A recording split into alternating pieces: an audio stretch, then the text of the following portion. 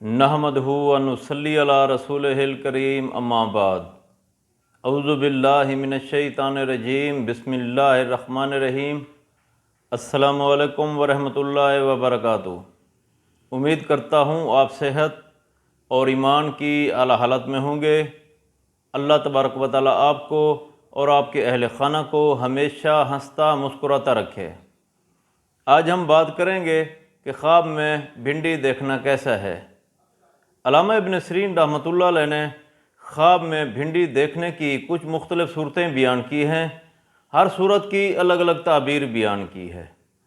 مثلا خواب میں بھنڈی دیکھنا، خواب میں بھنڈی کھانا، خواب میں بھنڈی کا سالن پکانا یا خواب میں بد مزہ بھنڈی دیکھنا۔ اگر آپ ان صورتوں کی تعبیر جاننا چاہتے ہیں یا ان سے ملتی جلتی کسی اور صورت کی تعبیر جاننا چاہتے ہیں تو اس ویڈیو کو آخر تک ضرور دیکھیں۔ اور اگر آپ نے ابھی تک ہمارے یوٹیوب چینل کو سبسکرائب نہیں کیا تو پہلے سبسکرائب کر لیں تاکہ ہماری اگلی آنے والی ویڈیو آپ تک پہنچ سکے۔ علامہ ابن سیرین رحمۃ اللہ علیہ نے فرمایا ہے کہ خواب میں بھنڈی دیکھنا افسردگی ختم ہونے کی دلیل ہے، خوشی حاصل ہوگی۔ اگر کوئی شخص خواب میں دیکھے کہ وہ بھنڈی کھاتا ہے، دلیل ہے خواب دیکھنے والے شخص کو خوشی حاصل ہوگی، رنج اور تکلیف ختم ہوگی۔ اگر کوئی شخص خواب میں دیکھے کہ وہ بھنڈی کا سالن پکاتا ہے، دلیل ہے صاحب خواب کسی سازش کا شکار ہوگا، ایسے شخص کو چاہیے کہ وہ صدقہ دے۔